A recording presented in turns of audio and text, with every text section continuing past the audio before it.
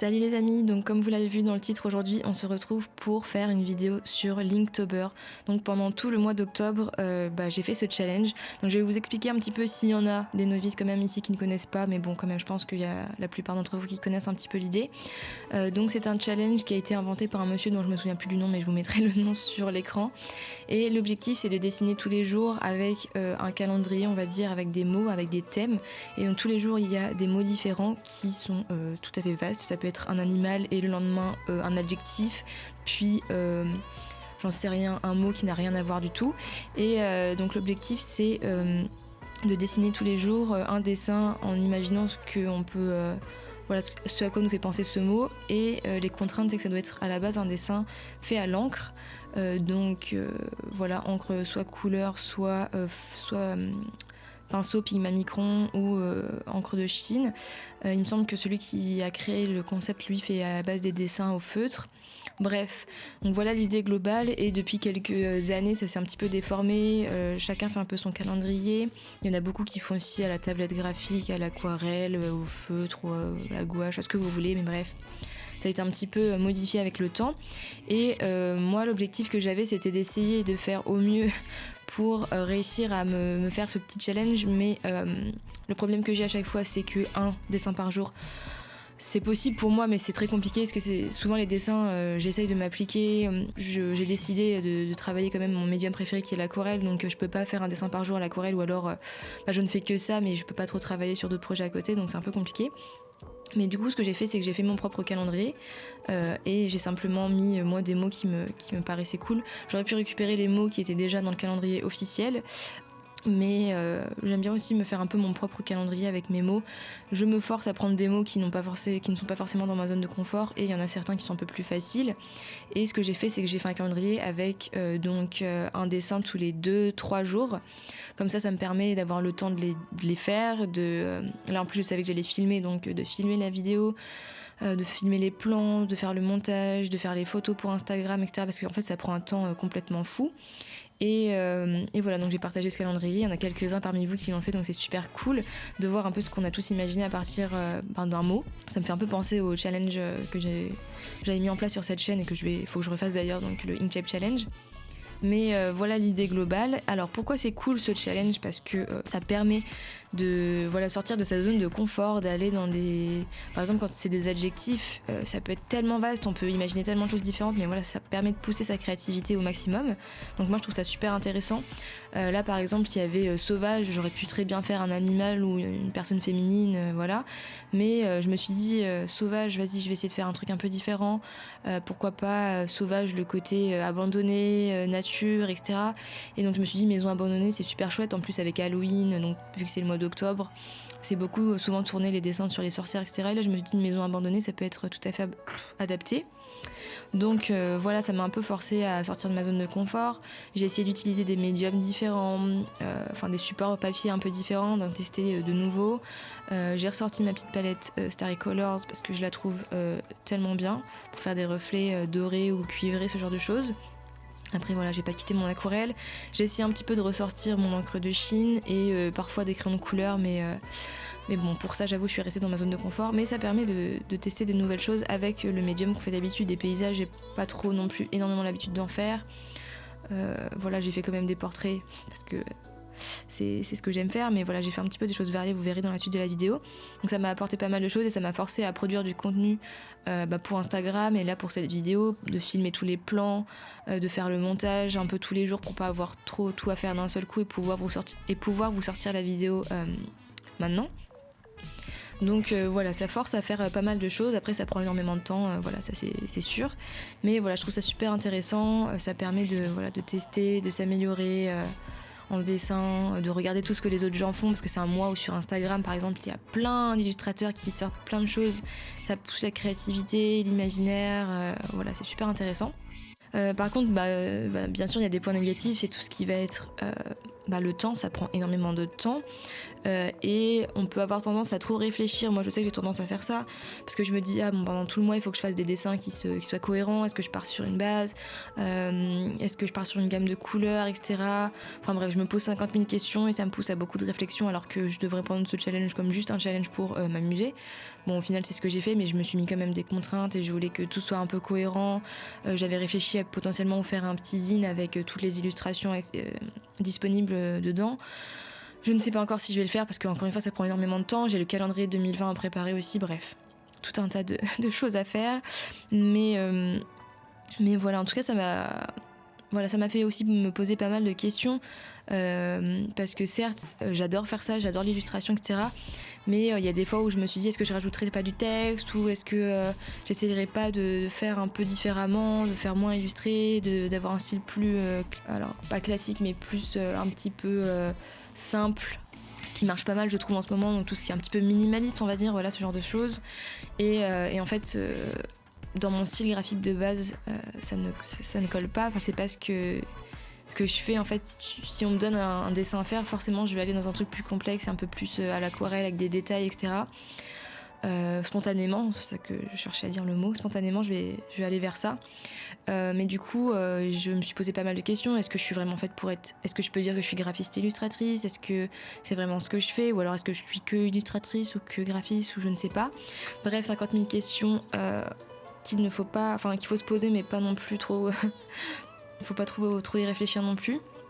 Donc voilà, là j'essaye un peu de me centrer. Je suis carrément allée jusqu'à faire des tests un peu sur des sites, l'étudiant, etc. pour savoir est-ce que mon profil correspond à un profil de graphiste. Désolée, j'ai ma chaise qui grince, ça me rend folle, bon, bref. Est-ce que je suis faite pour être graphiste? Donc oui, apparemment mon profil colle tout à fait. Est-ce que je suis faite pour illustratrice? Oui, ça colle tout à fait. Donc bon, a priori je suis graphiste illustratrice et je m'éclate aussi dans la vidéo. Donc je me suis dit est-ce que je suis faite pour la vidéo? Est-ce que je suis pas juste... youtubeuse? Et non, pas du tout, je ne suis pas que youtubeuse, je pense que ça me lasserait vite et le contenu de ma chaîne YouTube ça reste du graphisme et de l'illustration, donc voilà, en plus du lifestyle et tout ce que j'ai fait un petit peu à côté aussi, les stories complexes, etc. Donc bref, j'ai beaucoup réfléchi à tout ça, mon style, mon offre, etc. Voilà, je me suis aussi demandé pourquoi est-ce que les gens me suivaient sur Instagram, donc j'avais fait un petit sondage, j'ai eu beaucoup de retours et ça m'a rassurée de savoir qu'il n'y avait pas que des gens qui me suivaient que pour mes dessins, mais aussi pour ma vie un peu de freelance, pour mes aventures, pour mes projets, voilà, graphisme, illustration, mes projets pro, quoi. Donc ça m'a un peu rassurée aussi de me dire que je pouvais aussi vous partager ça. D'ailleurs, je vais vous demander aussi en commentaire YouTube... si ça vous dérange pas, répondez un petit commentaire juste pour me dire pourquoi est-ce que vous me suivez sur YouTube. Est-ce que c'est pour les vidéos vlogs? Est-ce que c'est pour les vidéos tutos? Je sais que les vidéos tutos ça vous plaît beaucoup. Et les sketchbook tours, j'ai énormément de vues sur les sketchbook tours, donc c'est cool parce que j'aime bien faire ça, mais est-ce que vous voudriez des sketchbook tours qui vous montrent aussi un petit peu des réflexions plus graphisme, logo, identité visuelle? J'en sais rien, dites-moi ça en commentaire, ou si vous voulez que des tutos pour dessiner de l'illustration. Est-ce que vous voulez plus des tutos sur le freelance, comment débuter son activité? J'en sais rien, dites-moi tout ça en commentaire, ça m'aide aussi à voir un petit peu ce que vous attendez de cette chaîne, même si je suis désolée de vous le dire, mais ça va sûrement évoluer. Je vais pas continuer à un rythme où je fais une fois un vlog, une fois un tuto, une fois un truc, une fois un machin. Je pense que je vais essayer de rester sur 2-3 catégories grand max. J'ai un compte Instagram perso où je mettrai sûrement plus de trucs de mon quotidien s'il y en a qui sont plus attirés par ça. Il y a mon compte Instagram pro qui est dans la barre de description où là je vais axer ça plus, je pense, pro, que ce soit un petit peu un portfolio et vous montrer un peu c'est quoi mon expérience en freelance, ce genre de choses. Et la chaîne YouTube, je veux qu'elle serve de tuto pour montrer un petit peu à la fois ce que je sais faire et ce que je propose, et vous apprendre des choses si vous êtes un particulier, mais voilà, bon bref, beaucoup de réflexions, mais dites-moi en commentaire pourquoi vous me suivez, si c'est ma personnalité, mon travail, l'illustration, le graphisme, le lifestyle, bref, dites-moi tout ça. Je suis très curieuse de savoir ce que vous allez dire, parce que j'imagine que c'est pour plein de raisons différentes, mais voilà. Mais vous inquiétez pas, en tout cas, je prévois une vidéo un petit peu bilan de cette année en freelance en décembre, je pense, parce que c'est la période adaptée pour faire un bilan et pour voir les objectifs de l'année prochaine, même si je suis déjà en train un petit peu de les préparer. Mais voilà, toute cette remise en question aussi passe par tout ce qui est challenge, tout ce qui est sketchbook, croquis, quand on dessine, quand on fait notre métier tout simplement.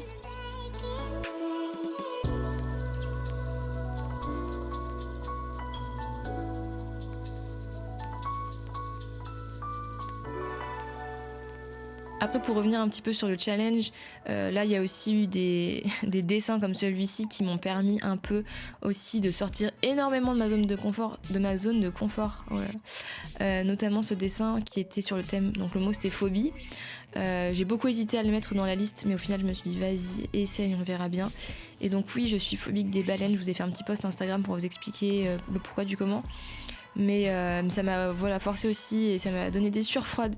Mais ça m'a obligée un petit peu à sortir de ma zone de confort. En plus, ça, je l'ai fait quand j'étais à l'atelier sketchbook avec 3 autres personnes qui étaient venues à l'atelier. Donc, toutes les 2 secondes, j'étais là, oh mon Dieu, quand je cherchais des références. Voilà. Donc, ça a été un petit peu compliqué, mais c'était sympa de faire ça entouré de personnes bienveillantes. On a beaucoup discuté, etc.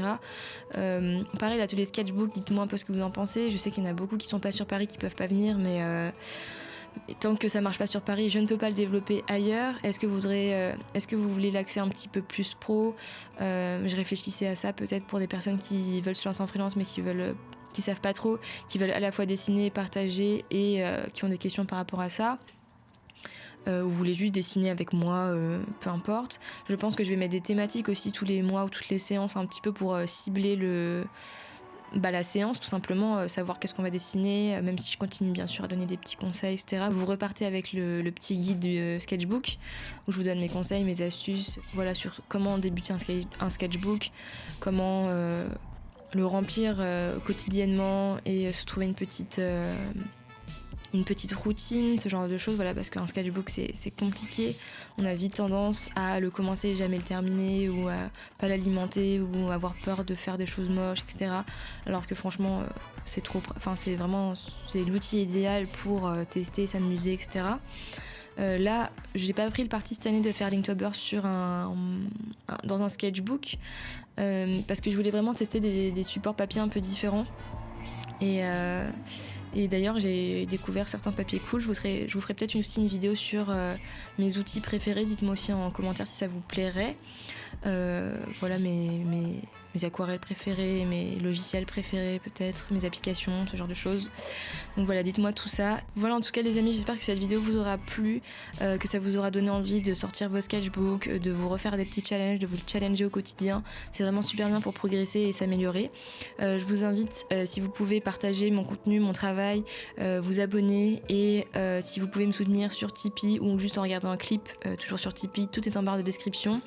Si vous voulez me rejoindre pendant un atelier sketchbook, n'hésitez pas non plus. Et sur ce, comme d'habitude, je vous dis bonne semaine et à dimanche prochain. Salut!